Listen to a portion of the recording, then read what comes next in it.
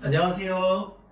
한의사 양반입니다. 치료가 잘 끝난 분이 어느 날 병원에 찾아오셨어요. 원장님, 누구누구님이 잠깐 원장님 뵙고 싶다고 한다고 하더라고요. 그래가지고 이제 오시게 해가지고 말씀을 나눠봤는데 자기가 이제 흉터 치료가 잘 된 다음에 준비하고 있던 일이 잘 풀려서 고맙다고 이걸 사오셨다고 그러더라고요. 그래서 뭐 당연히 제가 흉터 치료를 해줘서 이분의 일이 잘 된 건 아니겠지만 어쨌든 이분이 그런 식으로 생각이 들었기 때문에 찾아오신 거잖아요. 여러분 이제 두 분이 계셨었습니다. 근데 신기하게도 제가 치료해드렸던 흉터가 다 이제 여기쯤에 있는 흉터였어요. 그 두 분이 하시려고 했던 게 다 이제 취업과 관련된 일이었거든요. 그래서 문득 든 생각이 어떤 사람의 흉터를 치료하는 것이 관상이나 인상의 변화를 줘서 이로움을 주나? 라는 생각이 들더라고요. 그래서 오래전부터 가지고 있던 의문이었는데 이번 기회에 관상에 대해서 조금 더 알아봐서 연관성이 있는지를 찾아보았습니다. 자, 우선 관상이란 갓쓴 양반. 전태궁의 눈빛이 제복이 없고 눈썹이 까맣고 눈이 작고 동그란 것이 장사에 관심도 없지 않소. 우리 마나님은 장사에 관심도 있고 수완도 있소만 비단이나 팔상이 아닌데. 보아하니 도화빛이 돌고 입술이 붉은 게 무당기가 있어 보이긴 한데 무당될 팔자는 아니고. 이목구비나 피부와 같은 얼굴을 종합적으로 판단을 해서 그 사람의 운명을 예측하는 그런 학문인데요. 영화에서도 보면 점을 만들어서 한 사람의 얼굴을 영모의 상으로 바꾼다라는 설정이 있잖아요. 관상학에 대해서 조금 찾아보니까 그 내용이 너무 방대해서 제가 모든 걸 다 알려드리기에는 무리가 있을 것 같아서 흉터와 관련된 내용만 찾아봐서 준비를 해봤습니다. 참고로 했던 책이 400페이지 정도 되는 관상학 책이었는데 그 중에 한 30-40페이지 정도가 흉터와 관련된 이야기더라고요. 그래서 주로 여기에 있는 내용을 준비했습니다. 자, 시작하기 전에 한 가지만 더 알려드릴 게 있는데요. 흉터와 관상에 대한 내용을 찾아보니까 거의 지옥의 묵시록 수준이더라고요. 치료해드리는 환자분들은 관상학 책의 내용으로만 보자면 거의 대부분 분들이 다치거나 죽거나 주변 사람들이 뭐 크게 다치거나 사기를 당하거나 이런 식으로 좀 내용이 좀 처참한 내용들이 많았습니다. 그래서 이제 저는 관상학의 내용이 과장된 내용으로 표현을 했다고 생각을 했어요. 그래서 여러분들도 너무 심각하게 받아들이지는 마시고 그냥 재미로 봐주셨으면 좋겠습니다. 제 채널이 한의사 양반이지 관상가 양반은 아니잖아요.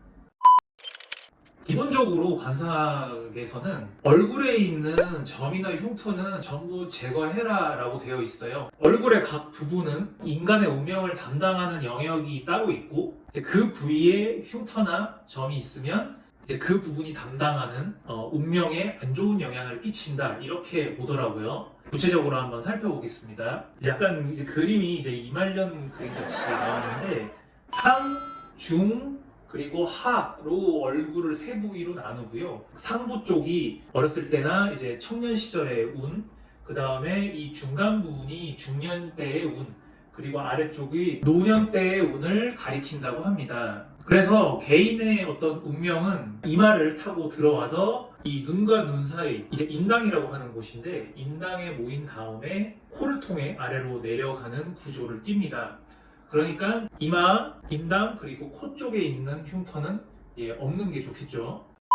각 부분별로도 한번 알아보겠습니다. 이마, 이 부분은 관록궁이라고 얘기를 하는데 관은 어떤 관직에 나간다 할 때 관, 그리고 록은 관직을 통해서 버는 돈을 얘기를 합니다. 알기 쉽게 설명하면 사업과 관련된 운명을 담당하고 있습니다. 주로 유년기와 청년기 시절에 사업과 관련된 운을 담당하고 있기 때문에 우리 어렸을 때 내가 하는 사업이 뭐가 있나요? 이거 결국에는 공부한 거를 토대로 직업을 구하는 거잖아요.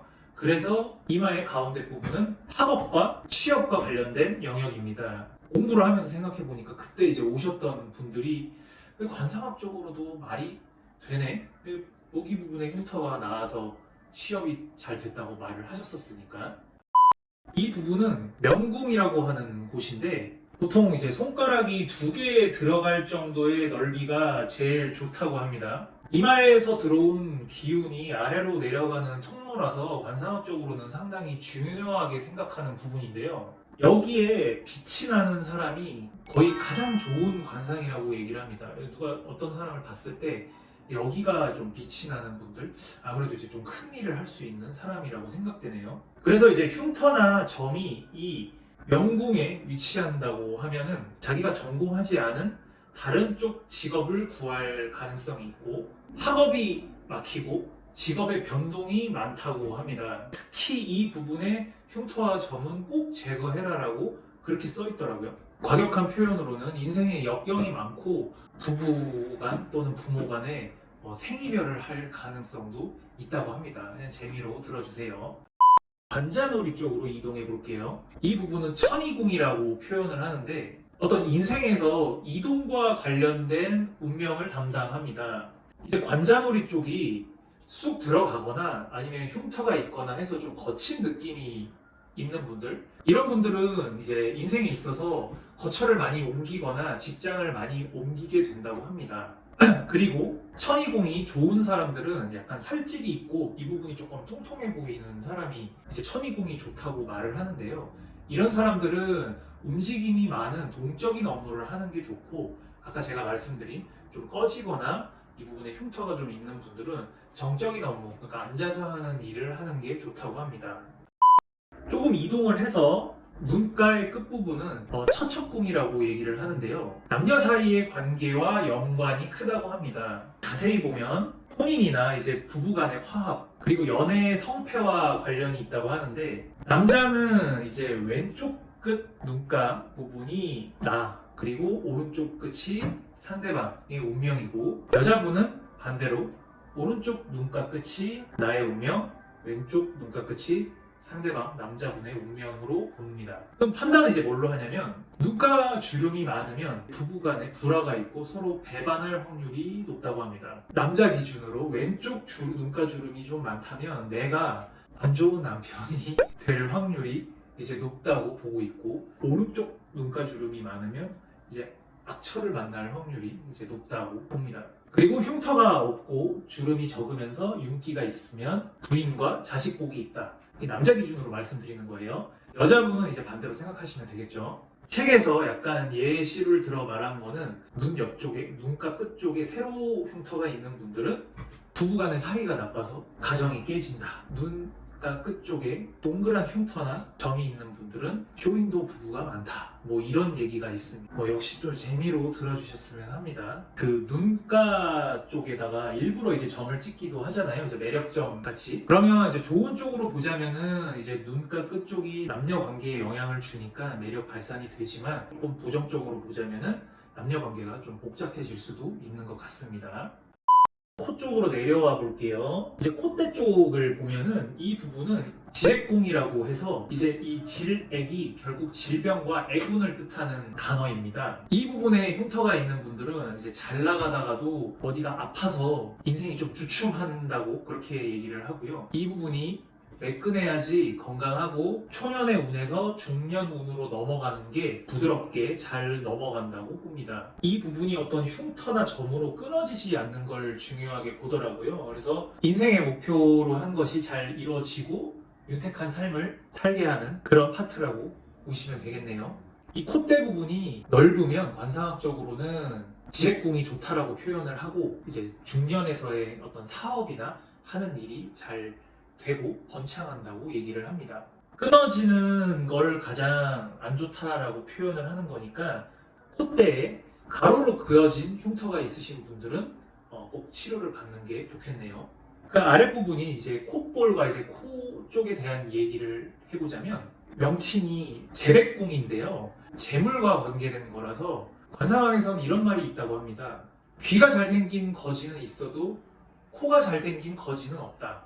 그만큼 코가 예쁘고 잘생기면은 재물적으로는 거리낄 게 없다. 그렇게 얘기를 하더라고요. 중년에서 인생의 말년으로 넘어가는 부위이기 때문에 보통 이때쯤 되면은 한 사람이 벌 수 있는 돈을 이제 거의 다 벌어서 이제 넉넉한 노후 생활 또는 넉넉한 이제 재물을 갖게 되느냐를 결정하는 부위라고 할 수 있습니다. 콧볼이 두툼하고 좀 넓은 사람들이 재물이 많고 그렇게 두툼하고 넓은 콧볼을 현금 저장 공간이라고 얘기를 하더라고요. 그러니까 돈이 많아 보이는 그런 관상이죠. 그리고 요즘은 성형을 많이 하는 추세긴 하지만 약간 이렇게 콧볼이 좁고 뾰족한 코는 재물이 옆으로 샌다고 해서 좋지 않다고 합니다. 그러니까 이제 콧볼이나 이제 코 주변에 흉터가 있는 사람들은 재물을 축적하는 데 방해가 되니까 재물이 셀 수 있다라고 얘기를 하더라고요. 양쪽 턱 주변을 노복궁이라고 얘기를 하는데 말 그대로 노년기의 복을 담당하고 있는 곳입니다. 이 부분에 잔주름이나 흉터가 있으면 노년기에 복이 없다라고 얘기를 하고 어떤 복이 없냐면 아랫사람이나 자기보다 어린 사람들한테 무시를 당하거나 배신을 당할 수 있다고 합니다. 요즘에는 이제 워낙 V라인이 유행이기는 하지만 그림처럼 이렇게 둥글거나 또는 약간 각이 진 턱이 노년기에 복이 많은 관상이라고 합니다. 여드름 흉터에 대한 얘기를 조금 해보자면 의외로 이 볼 쪽에 어떤 흉터가 관상적으로 안 좋다라는 얘기는 없더라고요. 대부분 여드름 흉터는 이제 볼 쪽에 있기는 하지만 그런데 이마에 있는 여드름 흉터는 법적인 다툼이 발생할 수 있다고 하고 소화기 쪽에 문제가 있을 수 있으니까 조심하라는 얘기가 있었어요. 한의학적으로도 사춘기가 아닌데 이마 쪽에 여드름이 나면은 소화기관에 어떤 문제가 있나를 체크하기는 하는데 이런 점에서는 연관이 있는 것 같습니다. 그리고 성인 여드름이 쪽에 나게 되면은 간기능 저하를 의심하라고 써 있는데요. 그리고 턱 쪽에 여드름이 많이 나는 분들은 마음이 불안할 때 방의 배치를 바꾸거나 이사 가는 것을 고려해 봐라라는 그런 조언도 써 있었습니다. 증명할 수는 없지만 얼굴을 쭉 한번 살펴봤는데요. 이 외에도 흥미있게 봤던 내용은 이제 이 눈 밑은 자녀의 복과 관련된 곳이라서 눈 밑에 흉터나 점이나 또는 이제 비립종 같은 게 나신 분들이 계신데 그런 거를 제거하면은 자식이 복이 많다라고 얘기를 하고요. 인중에 흉터가 있는 분들은 쌍둥이를 낳을 확률이 높다고 합니다. 이거는 좀 억지가 아닌가 좀 그렇게 믿기지가 않네요. 그리고 이 눈썹 위 부분은 형제 간의 우애를 나타내는 곳이라고 하는데 눈썹 위에 흉터가 있으면 형제 간의 사이가 안 좋을 수 있다고 합니다. 이렇게 흉터와 연관된 관상학에 대해서 간단하게 좀 알아봤는데요. 정리를 해보자면 이마에서부터 인당, 코로 이어지는 소위 T존 부위가 관상학적으로 매우 중요하다. 혹시 이 부분에 흉터나 점이 있으신 분들은 좀 더 관리에 신경을 써 주셔야겠네요. 마지막으로 한 가지만 덧붙이자면 모든 관상학적인 불행의 설명 끝에 수행을 통해서 이런 화를 면할 수 있다라는 얘기가 꼭 덧붙여져 있더라고요. 이런 점에서 관상학은 어떤 사람의 운명을 결정한다기보다는 그 사람의 인생에서 발생할 수 있는 일을 미리 경고하고 조심하고 잘 대처하면서 살라라는 그런 교훈적인 학문인 것 같습니다. 혹시나 흉터 치료를 받는 분이 흉터가 잘 나아서 본인의 운명이 바뀌었다고 생각되는 분이 있다면 저에게도 꼭 말씀해 주세요. 이상 한의사 양반이었습니다.